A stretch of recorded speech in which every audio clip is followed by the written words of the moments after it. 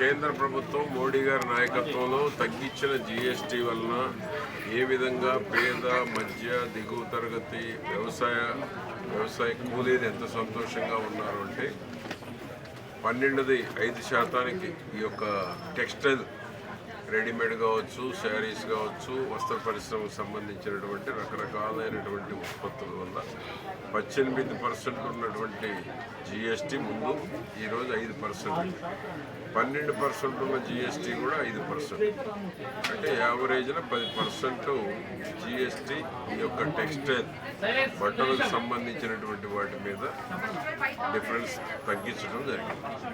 వచ్చినటువంటి ఎవరైతే కస్టమర్స్ ఉన్నారో వాళ్ళని అడిగితే చాలా సంతోషం వాళ్ళ ముఖాల్లో కనపడతాం.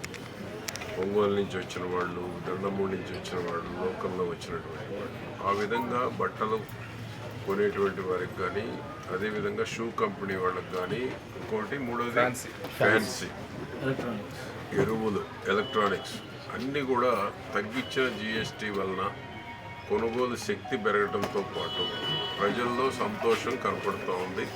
ప్రజలు ఆనందంగా ఉన్నారు. గతంలో ఉన్న జీఎస్టీ భరించలేక కొంతమంది కొనాలని ఉన్నా పోస్ట్ పోన్ కూడా చేసుకున్నారు.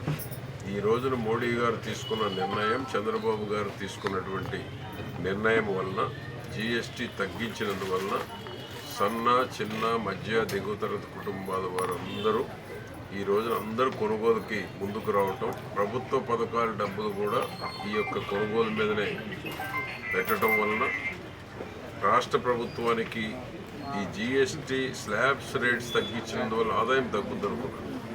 దీనివల్ల కొనుగోలు శక్తి పెరిగి ఆదాయం కూడా తగ్గేటువంటి పరిస్థితులు లేకుండా ఈరోజు ప్రజల్లో సంతోషంతో పాటు కొనుగోలు శక్తి పెరగటం ఒక మంచి శుభ పరిణామం.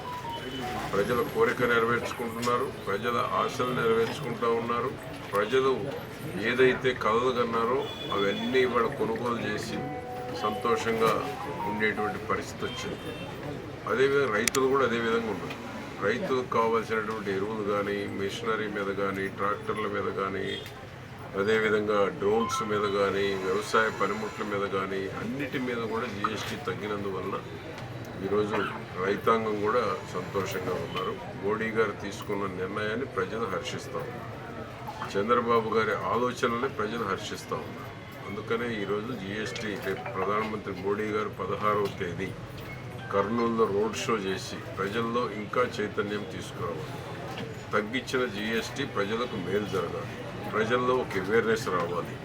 ప్రజలకు కూడా తగ్గించామనేటువంటి దాంతో ఆలోచన విధానంలో కొనుగోలు మీద దృష్టి పెట్టేటువంటి దానికి అవకాశం ఉంటుందని ప్రధానమంత్రి ఆంధ్రప్రదేశ్ కర్నూలుకు వచ్చి రోడ్ షో చేస్తున్నారు. దానివల్ల ఏంటి, మారుమూల గ్రామాల్లో ఉన్నటువంటి వారికి కూడా కేంద్ర ప్రభుత్వం తీసుకున్నటువంటి నిర్ణయం ప్రజల్లో చైతన్యంతో పాటు ప్రతి ఒక్కరికి తెలియాలి.